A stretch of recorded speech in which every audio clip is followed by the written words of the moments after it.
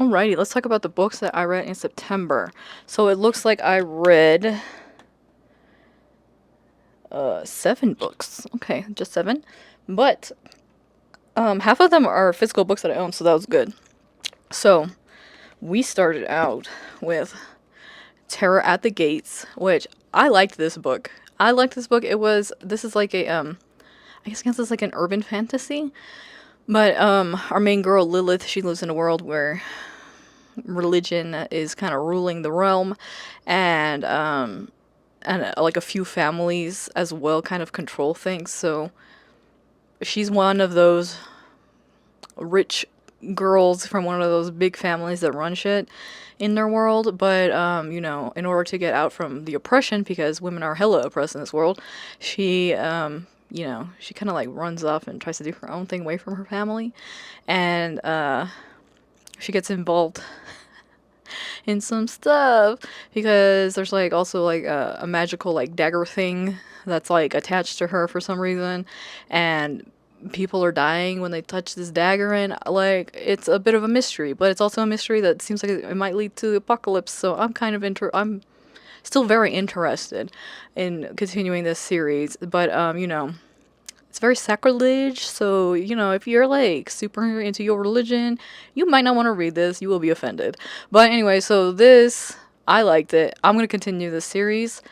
This is definitely like a first book in a series. Like definitely sets things up. So you're only getting like glimpses of stuff in this, but I think going forward we're probably gonna get more and like more in depth in that. That is my guess. So, anyways, this one I gave it 4 stars, and I'm absolutely continuing this series. So, that was a fun time. After that, I listened to the audiobook of The Poisons We Drink. And for that book, I listened to the audiobook while I was doing my road trip stuff. So, it was like a little bit here, a little bit there. But this is a YA book, and, but it's fantasy, right? So, in this world, we have people that do magic, and the regular humans don't like that, and so they like are trying to pass laws against them and everything. But so our main girl, Venus, I think was her name, and she does she's a I think a brewer. Like she makes potions, and it's not like hoo, I'm stirring a pot, it's all good. It's not that kind of magic. Like it is like they drop in the blood, and then it like and then the magic like will mess them up. Like it's so dangerous for them to brew potions. Like it's one of the most dangerous magic forms apparently, which is crazy to me. I never heard of that kind of style. But anyways, this book is kind of hardcore. Like every time she does magic, it can potentially kill her. Like it is hardcore. This world, like in this world, like basically the adults are all doing shit, and she gets wrapped up in that stuff, and she's still a kid, but she has to deal with a lot of adult stuff in a world that is like hating on her and her people because they can do magic. And so there's like all this stuff like they are basically it's political. This book is political because her and the magic community basically are getting like attacked by like the politicians and stuff that don't want them to be able to like be free to do what they do. And yeah, I don't know, just a bunch of hating assholes. So it was a rough read, but I gave it 4 stars. Like she was very angry. She had a lot of stuff going on, and she was just kind of doing her best as a kid who's also trying to help take care of her little sister and stuff. So I felt bad for her. She is going through it. Girl is going through it in this book. So yeah, not a good time to be alive, and she's not having a good time in that world. After that, dang, it was a good reading month, because after that I read Silver Elite, and yeah, I had the copy out from the library, but I turned that in obviously. But Silver Elite, like this book did not feel like that special to me until we got to the end. So this is like a dystopian fantasy romance type thing where it's the military academy, but their world is like run by the military basically, or like their country or whatever. They're run by the military, and in this world there are also normal people, and then there's people that have like powers that apparently developed after all of the like nuclear radiation. So now there's people that can like read minds, and there's people that can incite, which means they can like make you do stuff against your will. And those are considered like very dangerous. So these people are like being hunted and being like, it's a genocide. They're like really going after them and hurting them, and they don't want them to exist. And it's very dangerous to for anybody to even know that you have these any of these abilities to like read minds or communicate telepathically, any of it. Like there's a few different things that they can do, but if anybody knows, ooh, you're in trouble. Like they just want to get rid of you. So it's a very dangerous world. And our main character is obviously one of the people that can do one of these, like, she can do multiple of these abilities, right? And so she has to hide that. She has to hide that, and so the whole book is like her trying to hide it while being in the military. She gets forced into the military, and basically, that's like the most dangerous place you can fucking be in having these abilities. Is like that's literally the faction that's trying to kill you. So, but they run everything anyways. But you know, she has like they really have no freedom. The military even tells you where you're going to live and everything, which area you can live in, what assignment you have. She lived on a ranch. She waited for taking care of animals, so now she's been forced into the military. They didn't even let her get her stuff. Like, I thought that was real rude. That was really messed up. But anyway, so, and yeah, there is like a love story in there, and I was kind of like, okay, you know, this is just like the usual dystopian stuff until we got to the end. And then I was like, oh, the end has me like, oh man, this is gonna be so interesting because, you know, at where it goes, you think a certain way, and then at the end, it just kind of threw me off. Of like, man, I don't now. You can't be totally sure, but I liked that, and so I actually ended up giving it 4 stars too. Like it was a fun read, even though it was like kind of predictable. It was still fun to read. So yeah, Silver Elite. I am excited to read the next book, and hopefully we'll not have like middle book syndrome.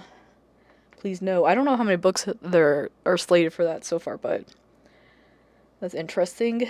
Okay, after that I read Claimed by the Cthulhu, which is a monster romance, obviously, and it is hilarious. Like I could not take this book like too seriously. I mean, there are really honestly some sketchy things and like that happen, but they're more in like the past. And you know, our main character admits that she did some sketchy shit, but then also like her family sucks and everything. So like, you know, there was a lot of suckage in the past of this character. But yeah, she like her and her friend get curious about monsters. And so she ends up with the Cthulhu and getting involved in like with his friends in his world and all that. So it ended up being very cute. It ended up being very cute in the end. But yeah, some of that some of her backstory is real sketch, real like not great. Just real not great. But I thought it had like, you know, for being like a smutty monster romance, I thought it was very it like actually had some depth to it, and so I was happy with that.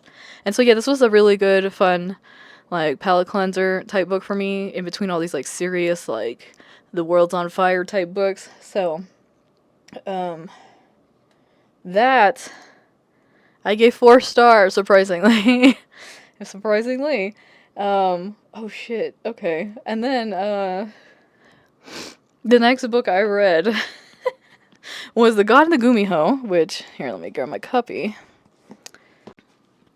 I read The God and the Gumiho, and yes, this is a K-drama in a book. It's absolutely a K-drama in a book. So this, we have a fallen god. Like, he is like the trickster god or whatever. And then we have the Gumiho, she's a tricky fox lady that she steals souls but just from men. She steals souls from men and eats their livers. That's what Gumiho apparently used to do. She went on a rampage back in the day. They tell you this pretty early on. She went on a rampage back in the day, and now she's the Scarlet Fox, and she's legendary because she ate up too many dudes.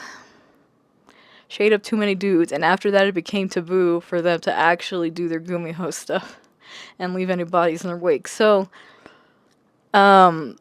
she, out like trying to like I don't know her wayward idea of nurturing a new like a younger Gumiho, she's like, oh yeah, here, taste the liver. Like she hasn't done anything in ages because she's very full from that.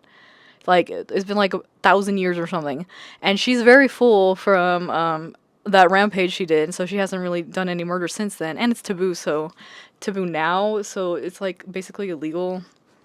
It's not even just that it's taboo. It's like illegal, and they're not supposed to be doing that. So, but she does it again, and now it turns into this thing where this fallen god, in order to get his place back, he is supposed to kill her. Because that's what the head god in charge wants. So it becomes this whole thing of like she's butting up to him to try to throw him off her trail, and but he has to. He like very badly wants his powers back and stuff. But then it's a romance. So yeah, there's a lot of fighting. There's a lot of like bodies and detective work and like police stuff.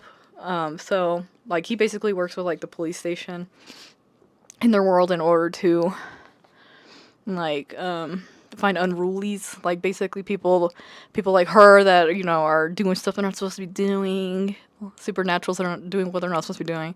So yeah, that's basically the story that you're following in this, and I liked it. It is definitely K-drama coded. I mean, the author put that in the beginning, like that was the goal.